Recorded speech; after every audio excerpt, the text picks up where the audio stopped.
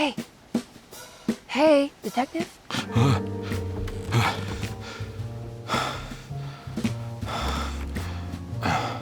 What are you doing? Oh, I found something. Great. Was it alcohol? God, no, I just got the wind knocked out of me. I think I know how to break the contract with the Dark Man. What exactly does that mean? Everything going back to normal. All right. I found some more information on Derceto and the patients. There are some seriously strange things going on here. I'm pretty sure 2 of the patients are dead and maybe even the clerk.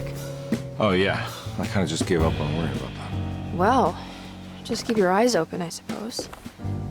What were you doing again? Jeremy made a pact with the Dark Man to keep all the madness locked inside Derceto. All right. I'm gonna break it. I just have to...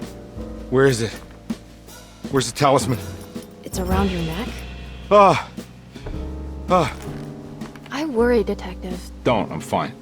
I worry that you're not much help on this case. At least you're a good distraction. Trust me. You're getting your money's worth. At this rate, I'm an absolute bargain.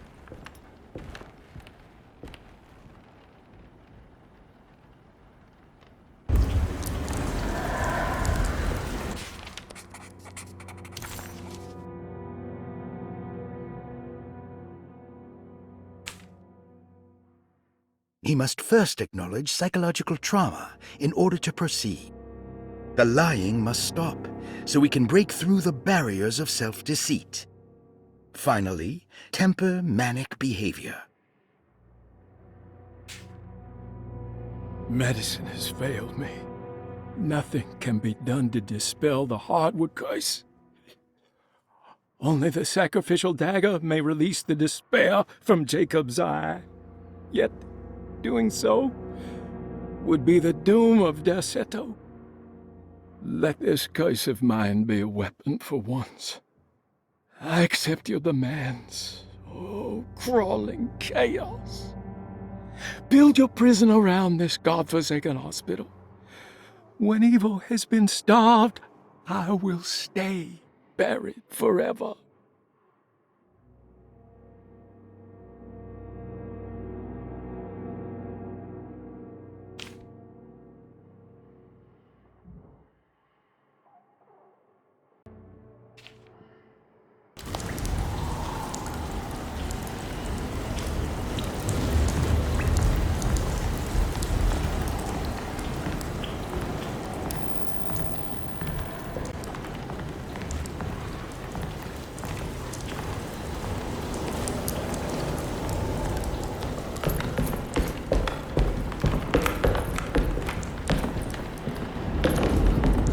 Just what this evening needed.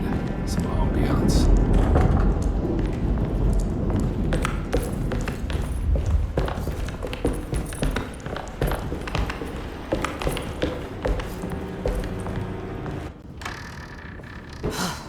Got to be around here somewhere. He wouldn't leave this house. I don't know what to think anymore. You run into that detective fella? Who is he? Can he be trusted? I think he one of the good guys. Well, you know, like us. Will he be all right with her coming? Praise the mother. He don't need to know about all that. Just help Just calm down. It ain't time yet. God, it hurts. As far as I can tell, Detective Carnby seems to be solving problems, not causing them. Just be ready in case he starts anything.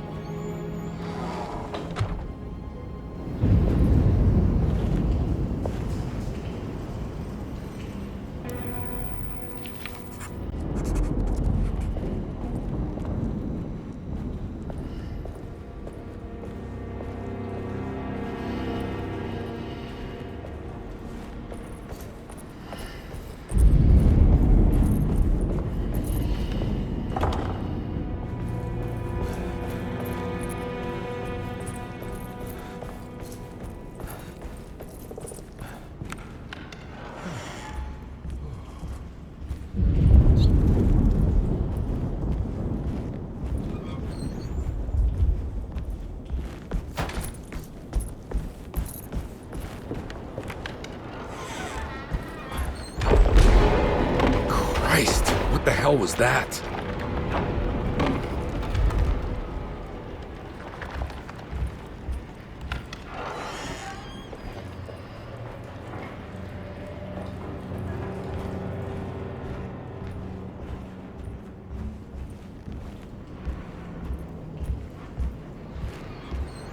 It's blocked.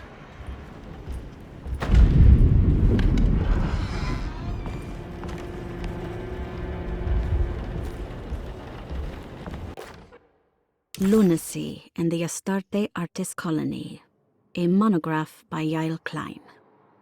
In early 1909, the old Derceto plantation outside of New Orleans was turned into an artist's colony. 3 famous European artists rented the house and the surrounding land from the owner, the Ledoux family.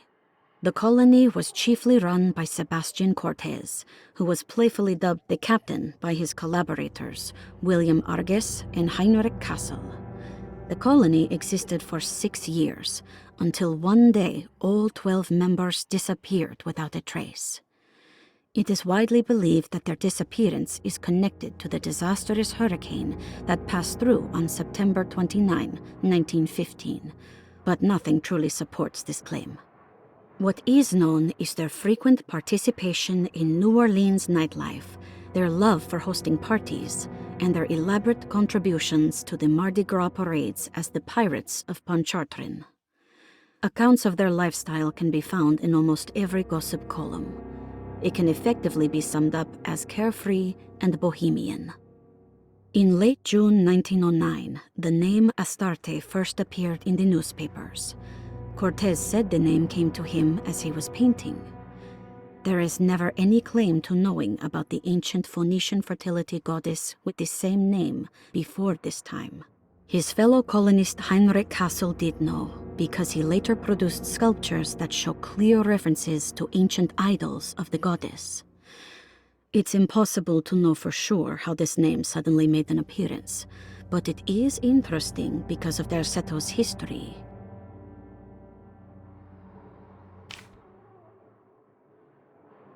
Even the name Derceto is the Greek name of a Syrian fertility goddess. In the case of naming the plantation, Derceto was certainly not an accident.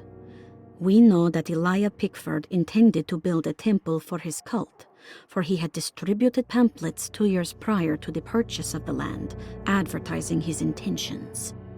His followers were estimated to be almost 100 men and women, mostly sailors, Maroons, and Cajuns, when the plantation was built. To outsiders, Derceto registered as an ordinary slave plantation, which enabled Pickford and his flock to remain hidden for decades. The official story is that the cult lasted until 1862, when the Union Army came and burned down the plantation and scattered all who lived there. Following the Civil War, new people started to congregate in the ruins of Derceto to invent a new fertility goddess, the Shub-Niggurath. As much as Derceto is a particular name to have heard of, it's not entirely uncommon among the learned. Astarte is equally known and could have been subconsciously chosen by well-read artists. Shub-Niggurath is, on the other hand, very uncommon. Almost impossible that anyone in Louisiana would have heard that name. The name is referenced only in rare books like Unaussprechlichen Kulten and the Necronomicon, and is believed to be a bastardization of Arabic words meaning pertaining to the dark young. The few paragraphs printed on the goddess are so upsetting that no one in their right mind would want to build a religion resting on such qualities. The Shub-Niggurath cult was hard to get rid of, but it is believed that despite the police jailing and killing several cultists over the years, the main culprit in the cult's demise is the cult itself, which seems to line up with every instance of cult activity on Derceto's grounds. When Captain J.W. Norton of the Union Army arrived, he described the people at Derceto as malnourished and maniacal. As much as the army tried to save them, they fought back with fervor, as if nothing was going to stop them from slowly destroying themselves. While the disappearance of the Astarte Artist Colony remains a mystery, The recurring motif seems to suggest that their fate involved lunacy and a hunger for self-sacrifice to that fertility goddess with 1,000 names.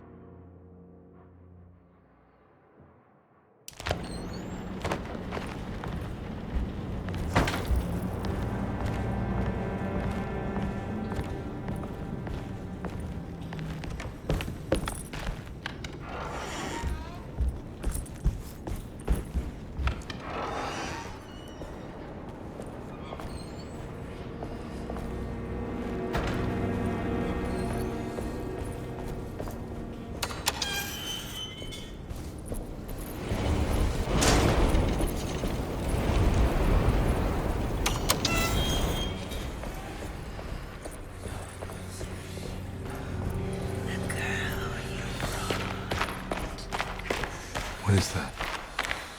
You must see this. One of the young. This is it, Edward. Now is the time. Let it happen. You want it. You need it to matter.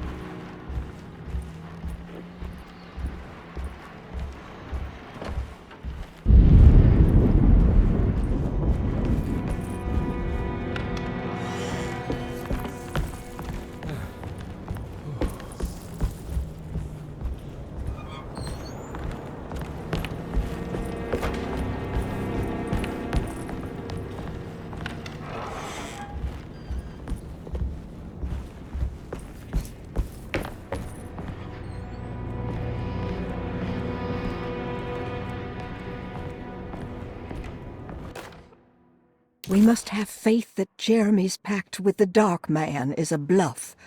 If we are lucky, our visitors will find him and prove it's all nonsense before night falls. What is true is our attempt to call on her. Too many things have happened for this evening to be in vain. Think of Jack and Cassandra, even Perosi, whose circumstances I can't understand. Grace is a goat without horns. She knows it and will play the role. You must talk to your brother, Baptiste. I worry that he will fail us. Mrs. Thompson.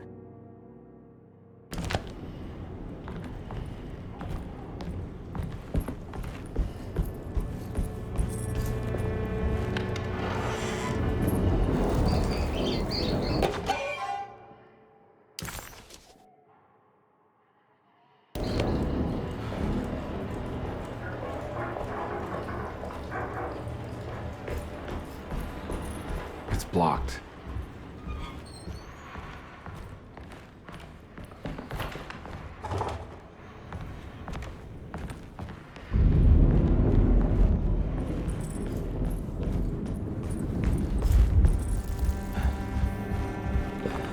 Emily left. I don't want to run into the orderlies right now. Not sure I can trust them.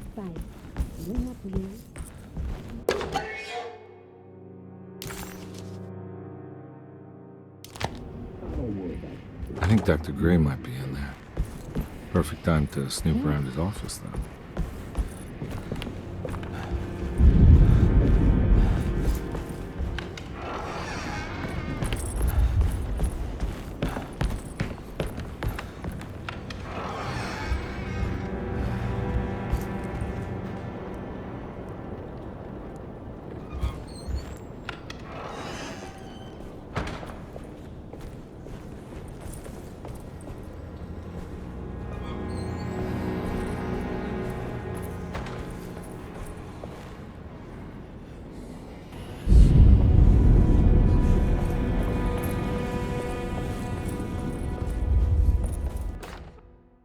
Mrs. Thompson, I understand the last week has been busy.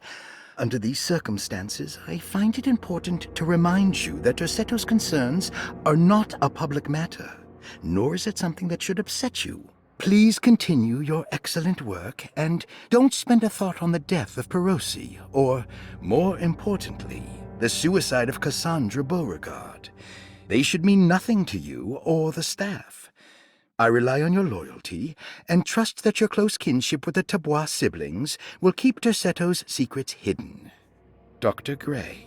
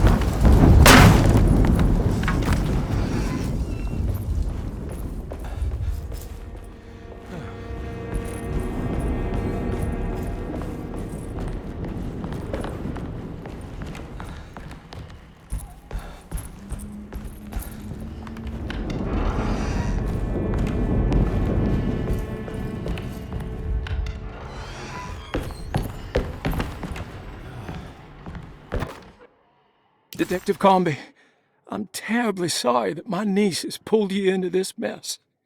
Please, with all my blessings, take her away from this cursed place. I have destroyed that Eater of Worlds and locked it away in the attic and retreated to a place of hiding. Tell Emily I'm safe. Tell her all the lies you can think of to make her listen. Take her back to New Orleans. Sincerely, Jeremy.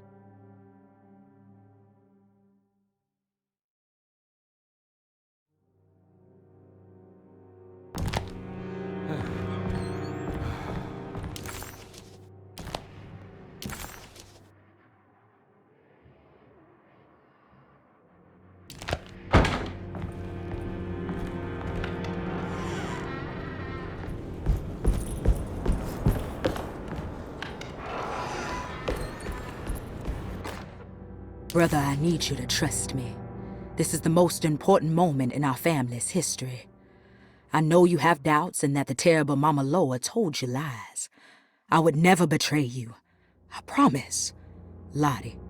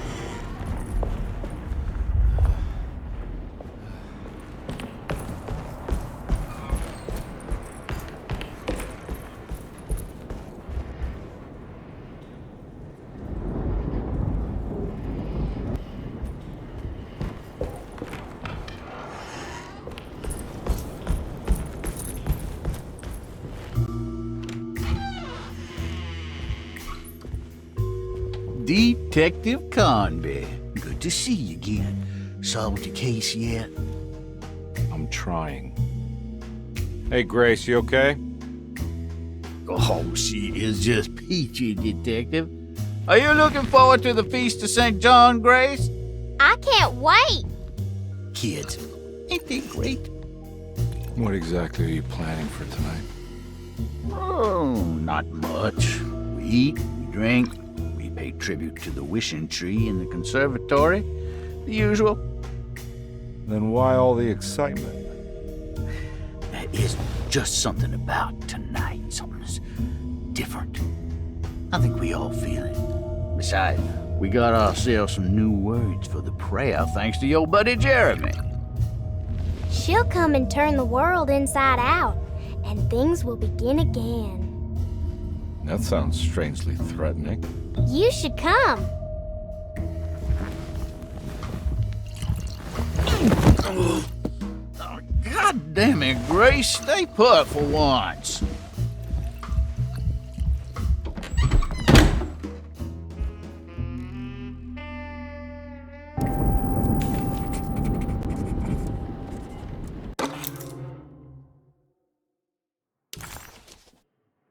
Better hold on to these. Wouldn't want them to get lost.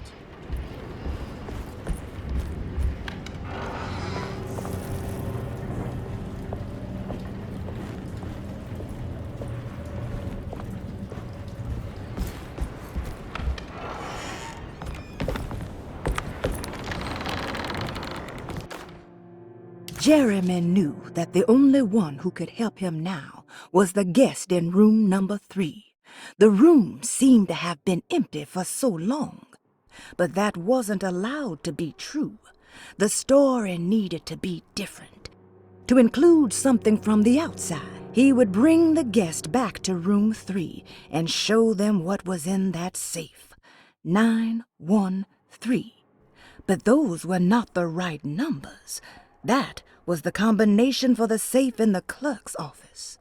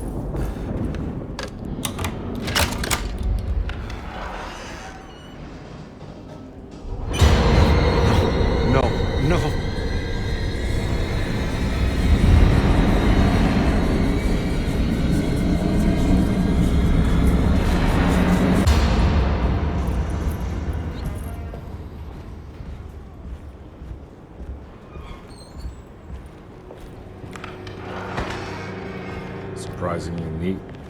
Maybe I've been selling that old barfly short.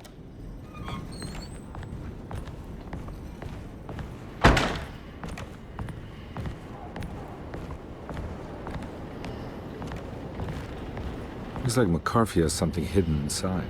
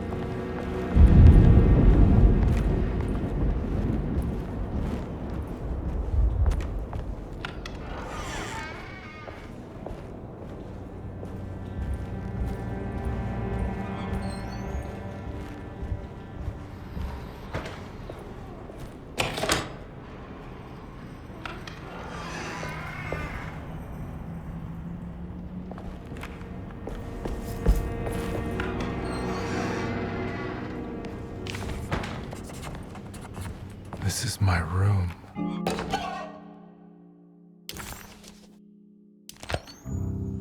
I belong here.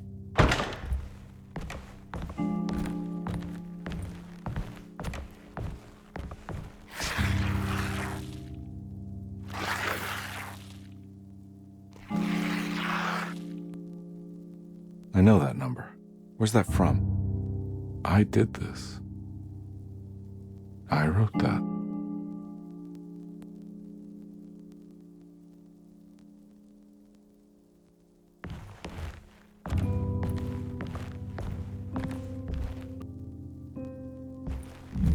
I know the combination. I carry it with me.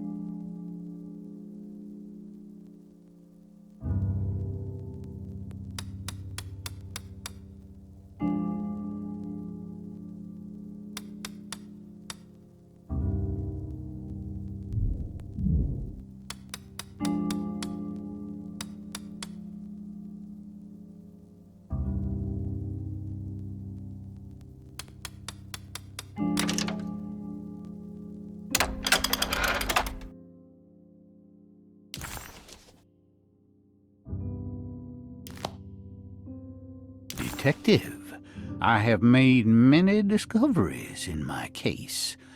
The child we want is safe, thanks to good people like me and you. We're so similar, but you don't see all the things I do. To find your man, Jeremy, you also need to look for the girl. It has always been that way. The young deliver us all. You should have a look in my room. There's a piece of the puzzle you will need. Take care now. My coffee.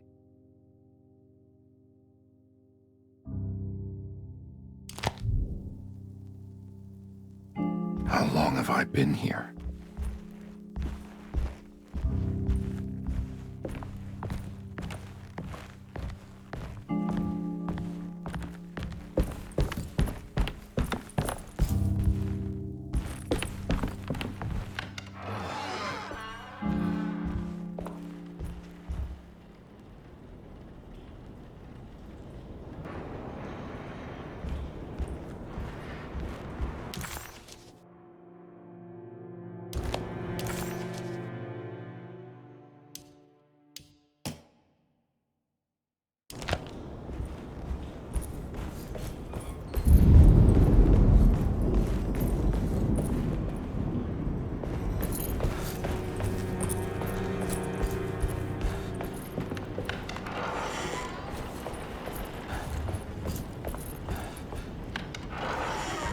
There must be a spare key to Dr. Gray's office in here somewhere.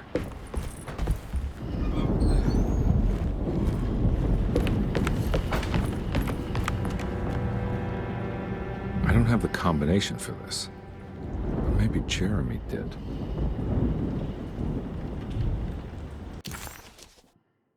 The empty room always felt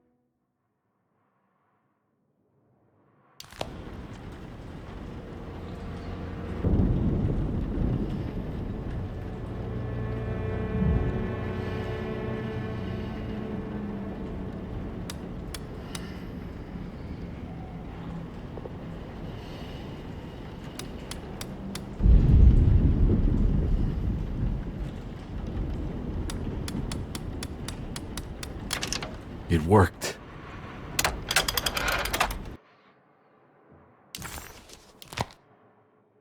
The last guest in the empty room suffered from severe maladaptation. I must write this down, because if I understand the condition sufficiently, it could make me deny this fact at a later date, and there is reason for me to think I may come to suffer the consequences from this dysfunction, as some who came in contact with the guest seemed to adopt a new worldview in which everything was predetermined but broken. Upon accepting this worldview, some memories became unmanageable and later rejected. I do not know what this means. I cannot even remember the fate of the guest. I think they were simply misplaced one day and forgotten. Just like all documents pertaining to this guest, they have all been destroyed, or they never existed in the first place. Who wrote this? There has never been a guest in the empty room.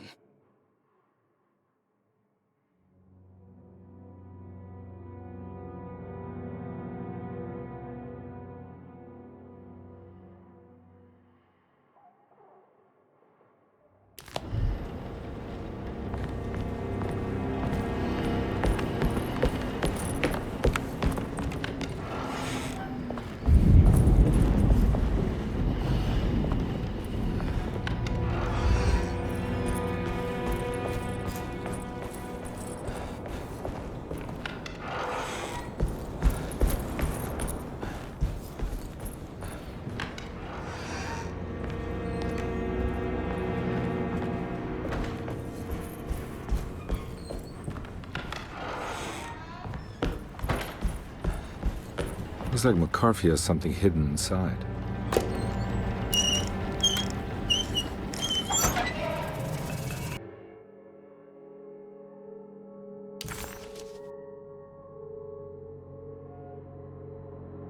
Why would McCarthy lock this up? Was he trying to keep Grace from completing the shape? If so, couldn't she have just made another drawing?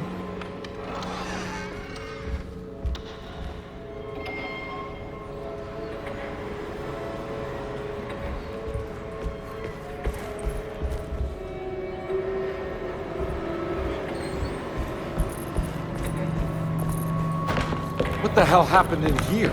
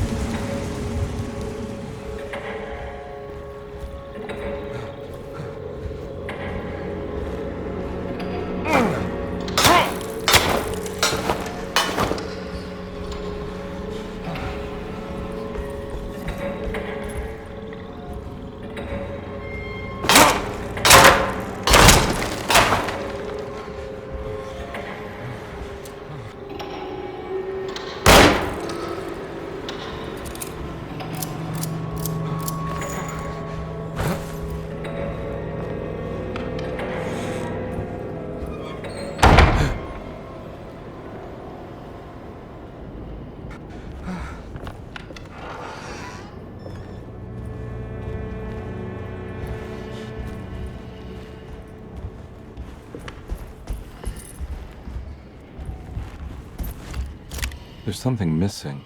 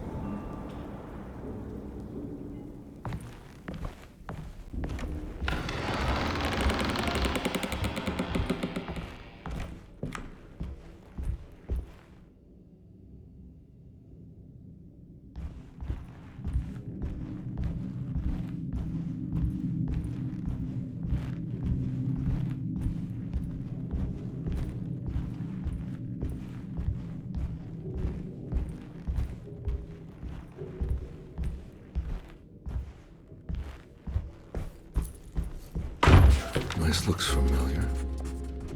How am I back at the office? That's me, isn't it?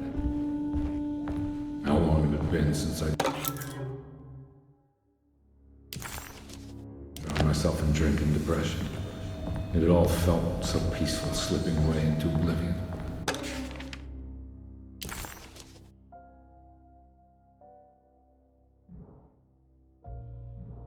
A welcoming, dark voice wrapped around my mind like a heavy blanket. It turned off suddenly as I woke up from the sound of my office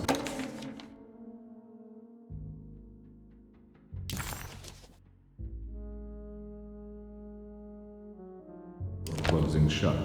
A messenger had left a telegram from Mrs. Saunders. She had a lead on where to find her husband and her kidnapped daughter.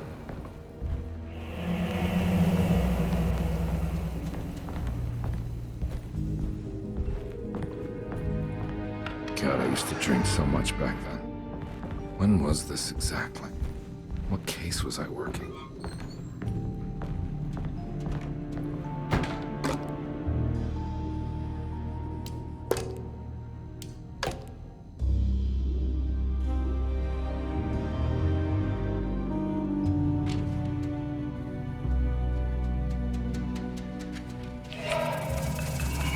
I remember this case. Some kid got taken by her father, headed out of state, but he had made a mistake by selling a painting that his wife actually cared about to a collector named Thornhill to fund his venture. That's how I tracked him down. At least I think so.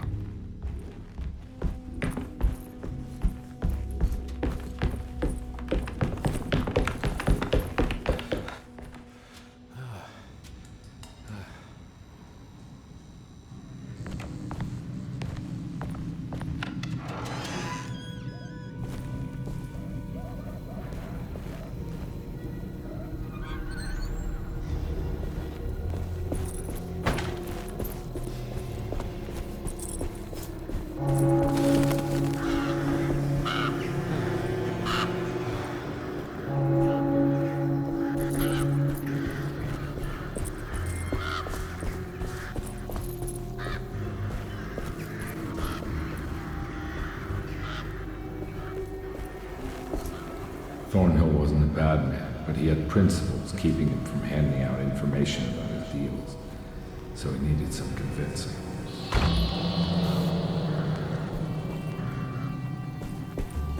Well, every case can't be squeaky clean.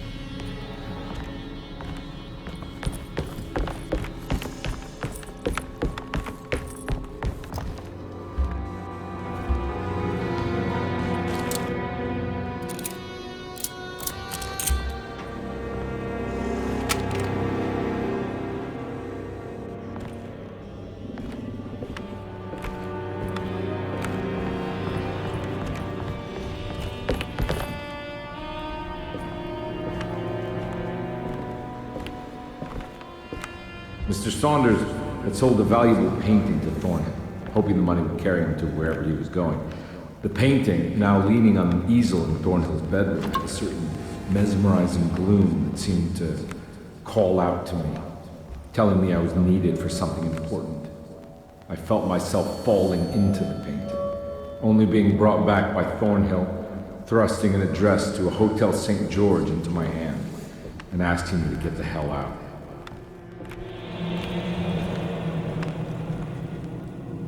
I don't remember this at all, but I can't say it didn't happen.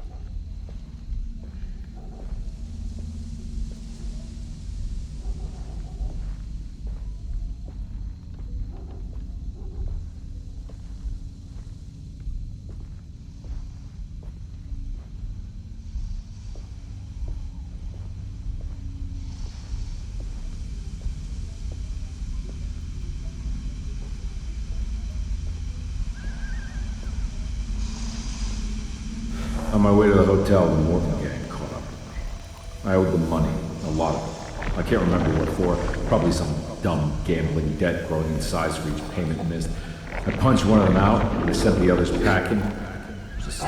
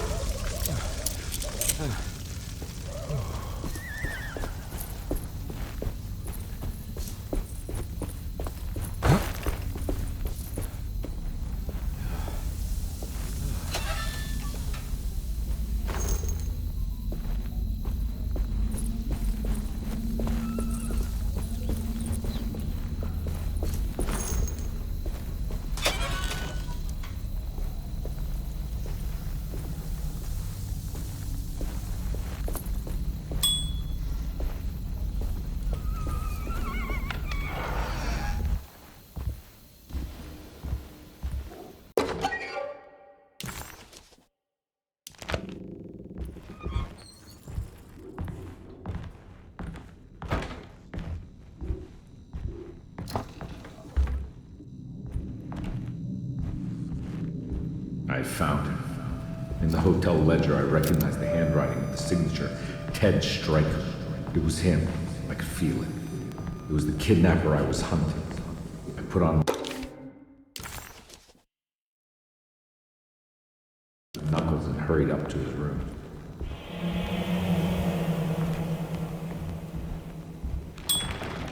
Something about that name, Ted Stryker, rings a bell. Feels vaguely familiar.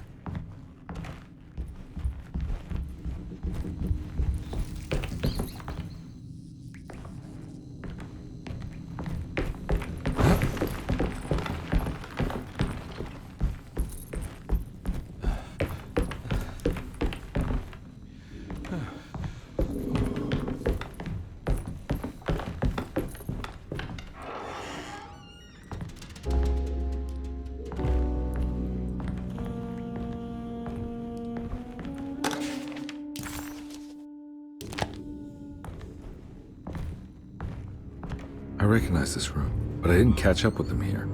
I must have followed them. But where?